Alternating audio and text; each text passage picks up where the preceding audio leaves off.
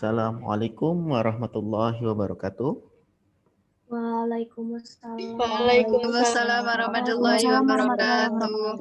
Ya, kembali ke Bapak ya. Hari ini adalah pertemuan terakhir kawan-kawan. Jadi saya akan mencoba menjelaskan dari awal ya, hingga mengkaitkan materi mengenai tentang eko pesantren ya, dan strategi pembangunan berkelanjutan terkait dengan isu-isu lingkungan. Kawan-kawan yang saya hormati, bahwasanya kerusakan lingkungan ya di awal pertemuan telah Bapak jelaskan, ini sangat dipengaruhi oleh adanya suatu paradigma di era modern ya, post-truth ya, atau setelah klaim kebenaran. Maka dalam hal ini kita lihat ya adik-adik ya, setelah lahirnya Renaissance atau lahirnya ilmu pengetahuan cenderung mengakibatkan ya logosentris ya, perkembangan zaman ya, seiring perkembangan zaman tentu sudut pandang manusia memiliki pandangan yang berbeda ya, terangkum dalam filsafat lingkungan. Maka paradigma saat ini ya, kenapa manusia menganggap ya alam sebagai ya bahan visualisasi ya, yang dapat dieksploitasi oleh manusia untuk keperluan manusia itu sendiri, karena adanya paradigma antroposentris ya adik-adik.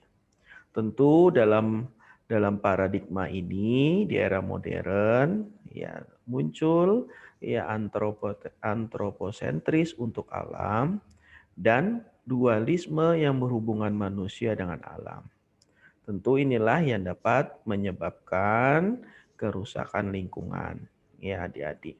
Dalam hal ini, tatkala manusia berhenti memandang ya dirinya sebagai makhluk hidup yang diberikan amanah oleh Tuhan ya untuk menjaga kelestarian lingkungan ya, dan tentunya tidak lagi mengindahkan atau mengabaikan lingkungan sebagai suatu aset yang sangat berharga di dalam kehidupannya, tentu ini akan mendorong terjadinya krisis lingkungan.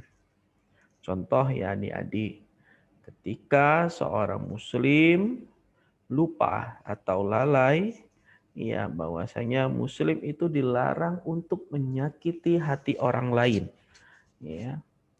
Tentu ini berkaitan juga dengan degradasi lingkungan, merupakan tindakan yang dapat merusak dan merugikan orang banyak ya, merugikan orang lain.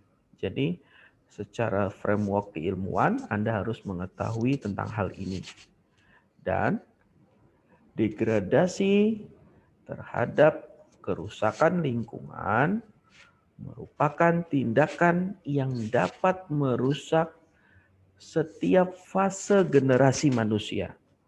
Nah, makanya saya mengutip dari seorang filosof Yunani terkenal, yakni René Descartes ya adik-adik, yang mengatakan yang bahwasanya pikiran dan tubuh itu merupakan satu kesatuan yang utuh. Ya. Maka dalam aspek antara manusia alam, ya, ini sejatinya seperti pikiran dan tubuh ya dari makhluk hidup itu sendiri. Nah, jadi dalam hal ini manusia itu saya asumsikan sebagai pikiran yang menjalankan tubuh. Nah, tubuh ini saya asumsikan adalah alam semesta ya adik-adik. Jadi dalam aspek saya menggunakan teorinya René Descartes, bahwasanya manusia itu memiliki peran sentral di alam semesta. Ya. Namun kita lihat ya, kalau dalam konsep ilmu pengetahuan, Tentu konsep dualisme apa yang Bapak sampaikan tadi ya dikritik oleh berbagai ilmuwan ya adik-adik. Seperti Val Plumwood ya. Konsep dualisme ya adalah penyebab perilaku yang merusak tatanan kodrat ya. Karena ide tersebut mengarah pada kegagalan cara berpikir manusia ya tentang alam semesta itu. Karena apa? Pada dualisme ini menurut Palfuk bahwasanya ya, ini menyulitkan ya posisi manusia ya dalam hal alam dianggap sebagai pemuas ego manusia itu sendiri. Ya. Karena alam dianggap suatu hal yang harus ya dieksploitasi oleh keinginan manusia itu sendiri. Nah, makanya dalam kerusakan lingkungan sudut pandang antroposentrisme ini, ya, ini sangat memprihatinkan ya adik-adik. Kita lihat konsep dualisme itu sendiri, ya, cenderung menjauhkan kepedulian manusia, cenderung menjauhkan manusia dengan alam itu sendiri. Ya. Ada garis demarkasi, ada garis pemisah antara manusia dan lingkungan. Ya. Karena ada gap di antara keduanya oleh paradigma ini ya adik-adik. Ini harus tahu Anda mengapa terjadinya kerusakan alam semesta. Salah satunya ya adanya paradigma di zaman modern. Ya, yang menganggap antroposentrisme. Antroposentrisme itu apa, Pak? Manusia sebagai ukuran kebenaran. Antro itu adalah manusia, isme itu adalah aliran ya. Maka dalam kontekstualnya adik-adik ya, perkembangan sains dan teknologi ini sangat mempengaruhi krisis lingkungan ya adik-adik. Tentu dengan berbagai dinamisnya ilmu pengetahuan sains modern ya, yang memiliki konseptual cenderung materialisme dan sekulerisme sehingga kita dapat menilai inilah yang menjadi permasalahan sesungguhnya ya. Di antaranya tadi adanya pengaruh paradigma. Yang kedua, perkembangan sains modern ya yang menjadi cikal bakal adanya ya materialisme dan sekulerisme. Kita lihat pembangunan ekonomi ya merupakan salah satu unsur yang sangat strategis. Misalnya ya di barat ya gagasan mengeksploitasi lingkungan alam ya tentu ini mengutamakan antar generasi kemakmuran dan keadilan dalam faktor utamanya. Tentu ya paham di barat cenderung merusak alam ya yang seyogyanya seperti telah kehilangan keindahan atau kehilangan esensial atau kehilangan intisarinya itu sendiri.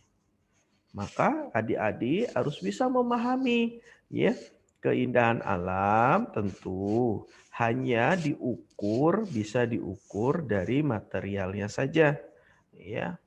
Karena apa? Sebagaimana manfaat alam semesta untuk ya manusia itu sendiri dapat diperuntukkan manusia itu sendiri ya.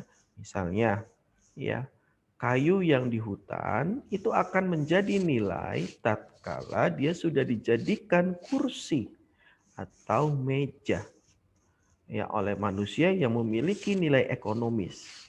Nah, maka secara paham ya pemahaman tentang hal ini ya sejatinya ukuran kepuasan manusia itu berdasarkan nilai ekonomisnya. Ya, maka alam ini memiliki sisi ekonomis untuk memuas kebutuhan manusia atau ego manusia.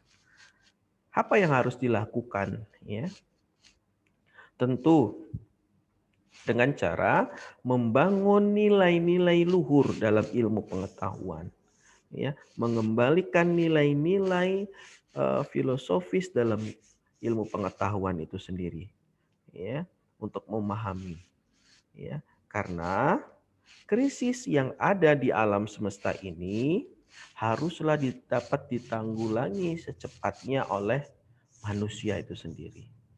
Ya, dapat dihentikan oleh manusia itu sendiri. Karena apa? Dapat mengakibatkan kehilangan nyawa, kehilangan tempat tinggal, ya, yang dapat merugikan manusia itu sendiri, adik-adik. Dalam hal ini, pemahaman yang cenderung membuat orang memperlakukan alam dengan semena-mena harus, ya, kita singkirkan perilaku demikian. Ya, bahkan semua religion, semua agama yang ada di dunia, baik agama samawi maupun agama arti, tentu memiliki pengetahuan yang sama terhadap eksploitasi alam untuk keuntungan adalah tindakan tidak bermoral. Ya. Jadi agama yang ada di dunia memandang kerusakan alam merupakan yang harus dapat ditanggulangi secepatnya oleh manusia. Ya, seperti apa yang diajarkan agama Dharma oleh Siddhartha Gautama. Ketahui Siddhartha Gautama di bawah pohon Buddhis, ya adik-adik, saya memperoleh pengetahuan ini dari sekolah pasca sarjana Raden Intan. Ya, oleh guru saya. Ya, Dr. Sudarman. Mudah-mudahan ilmunya ngalir. Terus saya amalkan dan saya sampaikan kepada Anda. Di bawah pohon Buddhis, Siddhartha Gautama, ya, dia diberi makanan yang enak oleh para Buddha, ya, oleh para dewa, mohon maaf. Tetapi Siddhartha Gautama selalu khusyuk dalam ibadahnya. Bahkan suatu ketika Siddhartha Gautama diberikan seekor kelinci, ya, oleh para dewa. Tetapi Siddhartha Gautama tidak mau makan apa yang diberikan dewa. Dia khusyuk terhadap apa yang didekatkan, apa yang pendekatan dia dengan Tuhan. Atau disebut meditasi kalau oleh orang Buddha atau orang Konghucu. Maka dalam hal ini apa adik-adik? Ya, dalam hal ini Siddhartha Gautama dalam beberapa kesempatan meditasi ini diberikan makanan halal pun, ya, oleh para dewa untuk dapat dimakan, ya, berupa hewan yang sangat-sangat lezat halal, ya, tapi dia tidak mau, ya. Ini adalah perilaku yang mengenai kebaikan tentang bagaimana antara kaitannya manusia dengan alam dan hewan. Ya, belum lagi kalau kita melihat, ya, di awal pertemuan para sahabat selalu menanam pohon, ya, agar tumbuhan hijau-hijau dapat mulai tumbuh. Ya, kita lihat. Karena apa, ya adik-adik? Moral saja, ya, tidak terlalu kuat, ya, di dalam menyelesaikan permasalahan ini. Selain tadi komitmen kembali terhadap nilai-nilai luhur, terhadap pengetahuan, mengembalikan nilai-nilai. Ya. Tuh, ya. Orang yang beragama, ya, harus mematuhi segala aturan moral yang ada, termasuk moral terhadap alam. Misalnya nih, ya, si Azahra, ya, hari ini melihat indahnya pohon matahari, misalnya. Ya, karena saking gemesnya terhadap bunga matahari, ya mohon maaf bunga ya, dipetiknya lalu dibawanya bunga matahari. Padahal seyogyanya bunga matahari tersebut dia sama seperti kita, makhluk hidup yang ingin hidup ya. Karena manusia yang gatal tangannya ya, maka inilah ya yang harus dipahami, seyogyanya manusia harus memiliki moral alam ya. Oleh sebab itu ya tentu pemahaman tentang alam atau lingkungan ya adik-adik didasarkan pada apa? Refleksi spiritual. Ya, reflektif terhadap keyakinan kebenaran terhadap Tuhan. Misalnya dalam Islam ya adik-adik, ya tentu kita di pertengahan disajikan mata kuliah teologi lingkungan di dalam Islam dan lingkungan.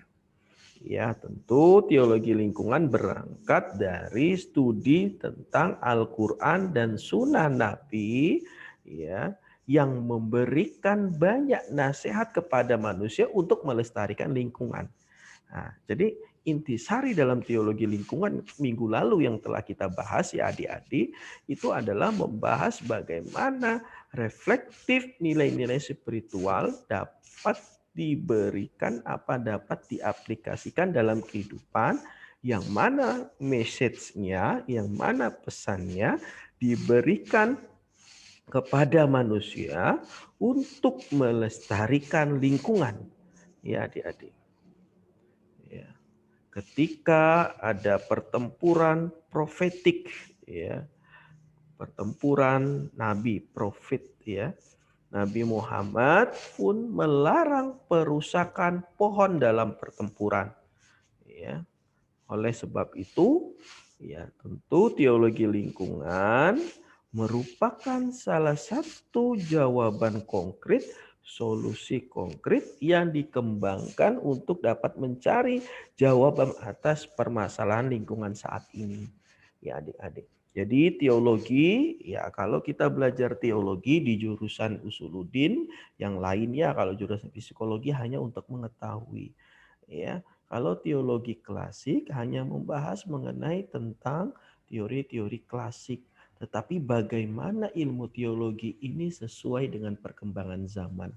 Ya, makanya ada reflektif teologi lingkungan, ada teologi sosial, ada teologi politik, ada teologi pembangunan dan lain sebagainya. Ya, yang mana tujuannya adalah ya untuk mencari jawaban terhadap permasalahan manusia. Maka dalam konsep teologi lingkungan menyadarkan masyarakat bahwasanya ada hubungan penting antara manusia dengan alam. Manusia ada hubungannya dengan sesama manusia. Ada trilogi, ya hubungan manusia dengan Tuhan, hubungan manusia dengan sesama manusia, hubungan manusia dengan pencipta. Maka ya dalam mata kuliah ini ya adik-adik ya Islam dan lingkungan hidup, agama dan ekologi ya merupakan suatu bidang akademik ya yang notabene dari awalnya ya sepenuhnya bersifat teoritik ya tentu yang di dalamnya memiliki kepentingan ilmiah dan kepentingan teologi secara etis untuk menyelesaikan permasalahan. Di Indonesia sendiri ya kawan-kawan, tokoh agama ya telah menunjukkan laporan dan perkembangan berkat ya ilmu lingkungan seperti fikih lingkungan.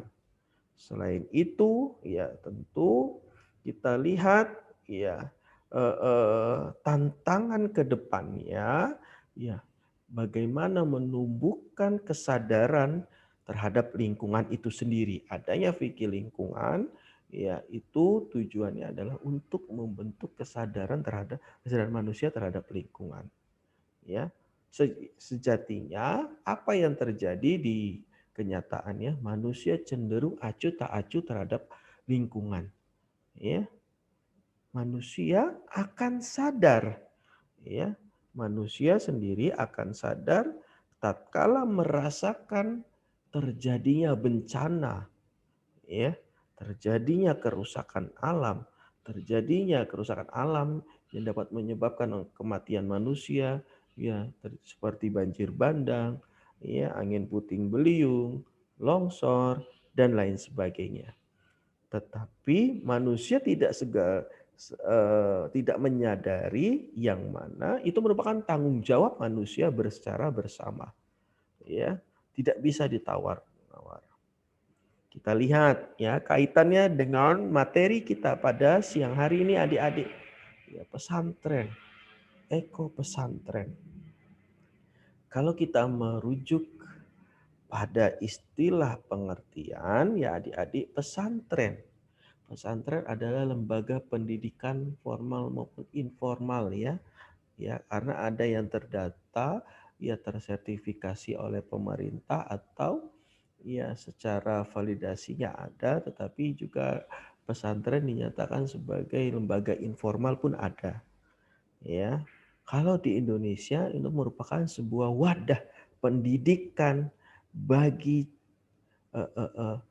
calon-calon ya agamawan, ya bukan hanya agamawan, ya bukan hanya yang dimasukkan pesantren itu menjadi seorang ustadz, ya atau ustazah, tetapi lebih dari itu untuk memahami pendekatan atau memahami pengetahuan tentang keagamaan, ya. Kalau kita lihat di Indonesia pesantren itu ada tradisional ya adik-adik dan ada modern, ya. Kalau pesantren tradisional ya kita ketahui ya, kalau pesantren modern kita ketahui juga ya menggabungkan antara sekolah dengan ya pesantren tradisional. Ya, kita lihat ya, tentu ya pesantren merupakan suatu lembaga ya yang memahami, menggali, mengapresiasi, mengamalkan ajaran agama Islam. Tentu di dalamnya ya memiliki pedoman berperilaku pada kehidupan sehari-hari. Ya. Islam dalam hal ini bukan hanya suatu perangkat keyakinan ya adik-adik. Melainkan lebih dari itu Islam adalah ide. Islam juga berkaitan dengan etika. Islam berkaitan dengan cita-cita segala aspek kehidupan manusia. Maka dalam hal ini pesantren adalah pendidikan manusia yang mendalami dan mengamalkan ajaran agama.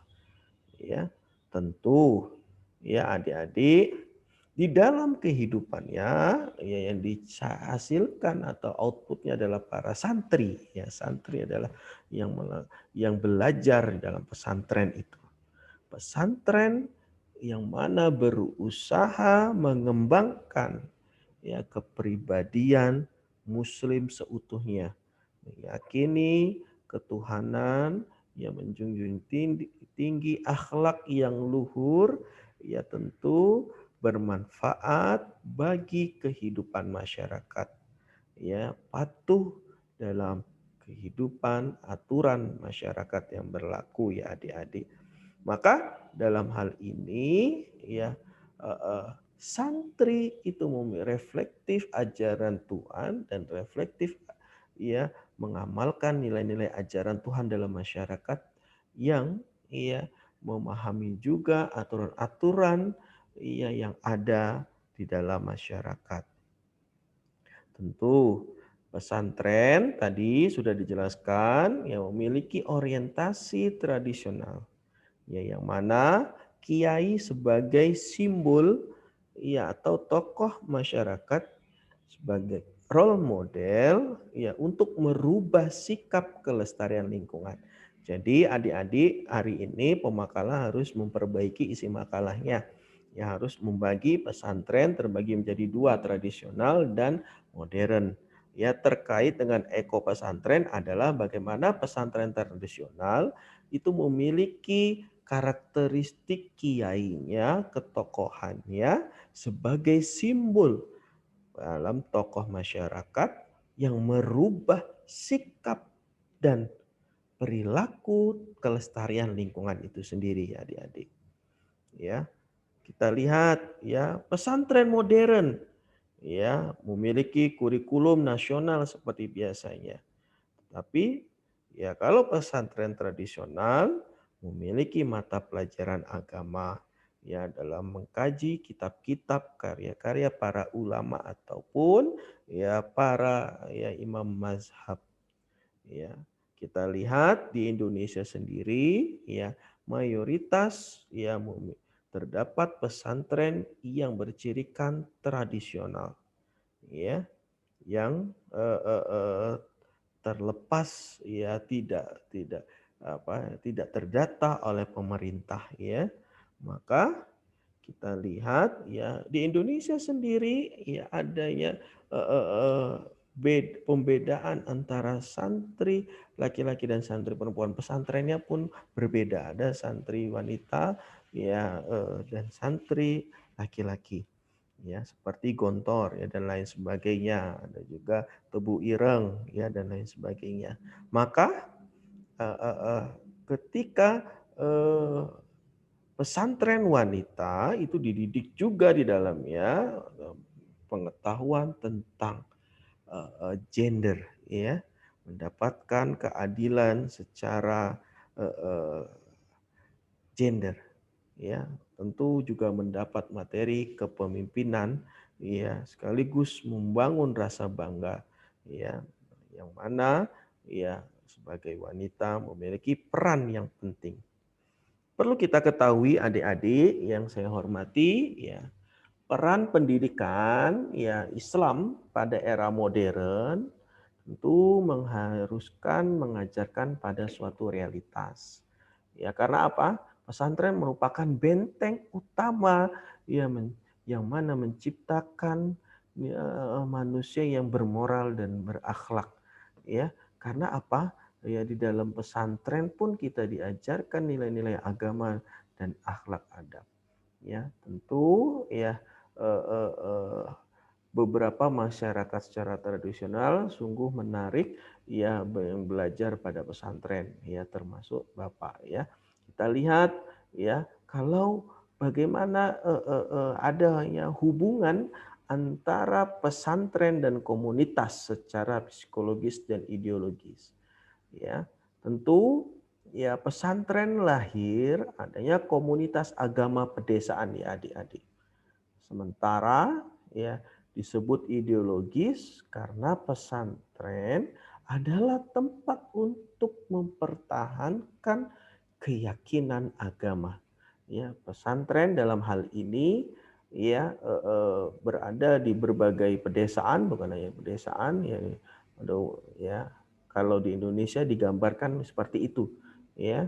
Justru ya dengan pesantren inilah menciptakan manusia-manusia unggul ya yang memahami nilai-nilai agama secara luas dan memahami kaitannya hubungan integrasi antara manusia dengan alam semesta, peran manusia di dalam pembangunan sosial juga. Maka ini dalam makalah ini harus mengangkat juga bagaimana pesantren memiliki program dalam pembangunan sosial ekonomi.